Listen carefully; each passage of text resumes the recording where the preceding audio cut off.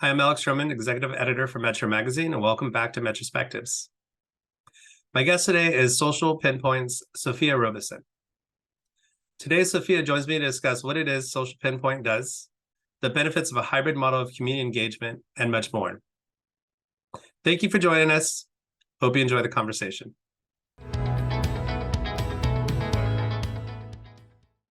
Well, thanks for joining me today, Sophia. I appreciate you taking the time. How are you doing today? Great. Yeah, I'm in Vancouver and enjoying a bit of snowy weather. Great. So you're here with Social Pinpoint, and I think there's probably some people that aren't familiar with what Social Pinpoint does. So can you talk a little bit about what it is you do?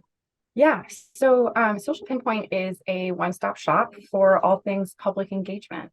The public can come to sort of this one meeting space, and they can find anything they're looking for. It's a really great way for if you're sort of a larger organization to organize a lot of different engagements with the purpose of bringing back recurring engagers. Your members of the public don't have to come for a specific project. They don't need to be experts on their government in order to figure out how to engage or where to share their voice. And so it's a really great way to kind of reduce those barriers to engagement and provide accessible, friendly, fun to use tools to make the engagement process a bit easier for the engagers and for staff running it. Okay. And I'm assuming in a lot of cases you can actually do both, have in-person and kind of a digital engagement, a kind of hybrid model. Can you Mhm. talk about the benefits of that? Yeah, absolutely. During the pandemic, we went all online and really had this big sort of shift into hardcore online engagement. And now, as we're emerging from the pandemic, you're seeing this swing back to in person. And it's really important that we don't sort of lose those best practices we developed during the pandemic. There are some real gains to be seen with digital engagement.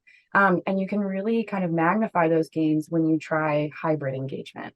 And so that's what we really push with our clients is we say, okay, how do you combine your digital engagement work with your in-person work? And where are the moments actually where you can have them happening in tandem?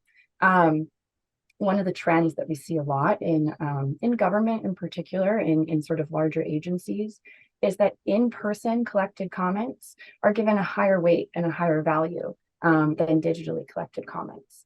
And so where you have a hybrid meeting, you have an opportunity to collect all of those comments in the same space. And we know that online comments are overwhelmingly younger and more diverse. And so when you're thinking about hybrid engagement for the purpose of your engagement goals, you have a real opportunity to bring in new voices and to kind of challenge some of those status quos when you lean into hybrid engagement. And so that's what that's the practice that we preach. Right. And I mean, now it's still with COVID going on. I know, there was some benefits obviously with COVID when you can have group meetings and that sort of thing. But I mean, with this model, I mean, you're still bringing inclusion, diversity and equity that you might not have had, for immunocompromised, easy for you to say, people or paratransit folks that are kind of housebound, right? Absolutely. Yeah. There's a sort of like best practice tenet in all public engagement. And it's the idea that you should meet people where they are. And whether that means that you're going to local senior centers and meeting in person and sort of working with those communities that want to be engaged in person, or you're providing that online space for people who can't engage in person or who just simply don't want to. There needs to be an engagement and a communication strategy for all of those communities. And especially the pandemic has given rise to sort of an acknowledgement that there are people who cannot participate in person. And that's not just the immunocompromised. It's also, just people who maybe work nights and they can't make it to an in-person meeting at the sort of city hall from 5 to 7 p.m. Or from 1 to 3 p.m. oftentimes. Right. So it's just really lowering barriers for access. Yeah. And is there any kind of compliance issues or anything like that in setting up this program, from a public transit perspective? No, Okay. I think that's kind of, it's a really big question.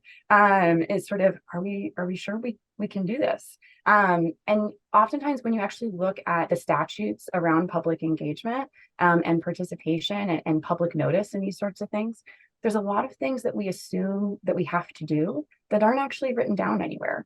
One of my favorites, just to sort of always challenge, is like we have this preconception that planning commissions have to be these very formal town hall public hearing style meetings. But oftentimes there's no actual written requirement for that. And so you look at your transit boards and, sort of challenging that status quo and saying, is the public hearing actually servicing our needs? Is it overly confrontational? Are there ways that we can use, best practices in public engagement and in digital public engagement, sort of challenge those status quos? The other thing from a sort of regulation standpoint is that with federal funds in particular that transit agencies are often leaning on, they will have requirements for sort of in-person engagement and public noticing and these sorts of things. And the answer should always be yes, and. This is never an either or situation. And we can acknowledge some of the shortcomings of those sort of hard copy noticing of only property owners within 200 feet of sort of a project that you're working on, right? There's a lot of issues with that premise, but that's sort of the world that you're working in when you're dealing with federal funds. And there's no problem saying yes, and that's what we should really be challenging ourselves to do. Yeah. And so this program, I mean, I guess I do picture board meetings as people kind of yelling or being vocal about what their opinion is. Is this kind of a platform where people are still able to speak from a digital medium, or are they typing in kind of their thoughts? How does that sort of part of Social Pinpoint work? Yeah, so it's really up to the client how they want to set it up. We have seen situations where a client will set it up so that they're kind of maintaining that more formal hearing process. Maybe they have a comment box online, and so you still name your address and certify that you're a resident of this particular sort of jurisdiction. And you leave your formal comment, and then a staff person formally reads all of those to the relevant board or committee at decision-making time. That's a really sort of traditional way of doing an engagement or hearing process while still using a digital tool. We're also seeing clients who are kind of challenging that a little bit more.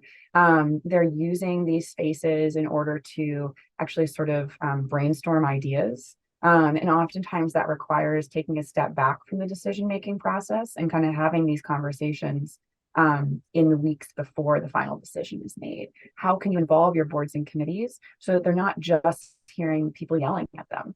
They're hearing sort of ideas as they cultivate, and they're able to really incorporate those ideas into their decision making. Where right now, public hearings are very transactional. Right.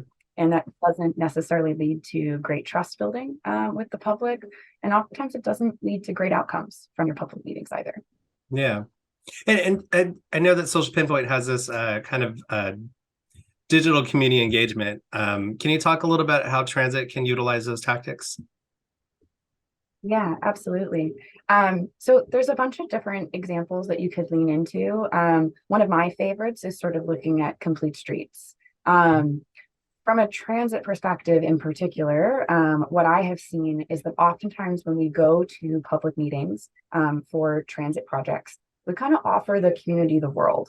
We say, what do you want this street to look like tomorrow? And when you look at best practices in public engagement, one of the key tenets you need to keep at front of mind is building trust. And so offering people the world is not a great trust building sort of place to start. Because there are around transit, these are technical, expert driven decisions. A bike lane needs to be X many feet wide. This road needs to be X many feet wide in order to accommodate semi trucks. You need to be able to sort of indulge the public in saying, these are the constraints and this is your realm of influence. And that's just sort of best practice around public engagement in general. And so complete streets, when you're looking at specifically using a digital engagement tool, our Social Pinpoint's digital engagement tool, we not only offer great actual engagement tools, but there's also really robust content management tools. So if you look at the city of Pittsburgh, for example, they have a number of projects relative to complete streets. And they've spent a lot of time communicating complex information about the constraints in a really easy to understand way, where residents of the municipality can also kind of choose their own adventure. They can say, okay, here's a topic I want to know more about. I'm going to dive into that. This other one, I don't care about that. I'm not going to spend my limited resource time on that.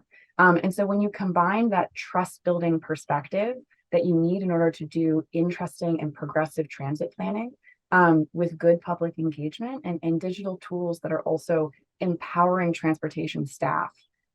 Staff should feel confident that they know how to use the input received. You're getting much better sort of transit and complete streets type decisions. So that's just kind of one very niche way that we've seen clients use this. Yeah. And I mean, outside of transit, what other industries is Social Pinpoint kind of being utilized? Yeah, I mean, pick your flavor, I guess, right? So we see a lot of government use. That's sort of what the tool was originally designed for, is how can government make better decisions and bring the public into that decision-making process in an effective, trust-building way. The product has really grown quite a lot from that. We see a lot of use, for example, from sort of large energy agencies, utility companies. Particularly, we also offer some advanced stakeholder management. So when you're dealing with thousands of formal stakeholders, of sort of people with legal standing in your process, that can get really complicated, and you can lose people and lose that hard-earned trust if you're not communicating efficiently. And so we really like to combine the digital engagement work with advanced stakeholder management. And so that's where we get a lot of utility companies in particular, and sort of large transit agencies and DOTs. Some other more niche ones, we have some tourism boards who are using the tool in order to engage residents and visitors. It's kind of like an interesting intersection. We see some nonprofits and even universities as well. Sometimes use the tool to do internal engagement. So you can actually, like, we have had some university in a university in Canada, for example, use the tool internally to engage their own staff and students in decision making about the future of the university. So there's some really cool applications, and the world is kind of your oyster. It's a bit of a blank tool that we work with you to build, and really want it to be excellent from a design perspective. Yeah, that's really interesting. And I know that you guys kind of had some experimentation during COVID, and obviously you have some success stories in transit. It's kind of our last question here. Can you kind of share one of those success stories, or just a bit about some of the successes you've had during COVID?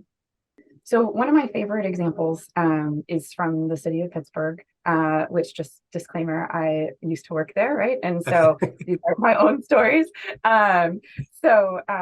Before the pandemic started, we were doing, when I was working there, some sort of very large district planning, and spent a lot of time and staff resources and funding in order to, rent out museum spaces to host big open houses, and bring in consultants to create poster boards, and interns to help take notes. And, these are just huge capacity strains in order to run these big open houses. You have to do them at multiple times throughout the day in order to, meet employee access, as well as resident access, student access. These are all things you have to think about in organizing an in-person open house. Right. Huge amount of resources spent on that. This particular open house, I think, reached about 150 people, and less than half of them completed the online survey, or the in-person survey, sorry. By contrast, a couple months later, the pandemic started. The city of Pittsburgh brought on Social Pinpoint as an engagement platform, and hosted in the same community an online open house that was just in existence online for, I think, like 4 or 5 weeks. And it was participate on your own time as you're able.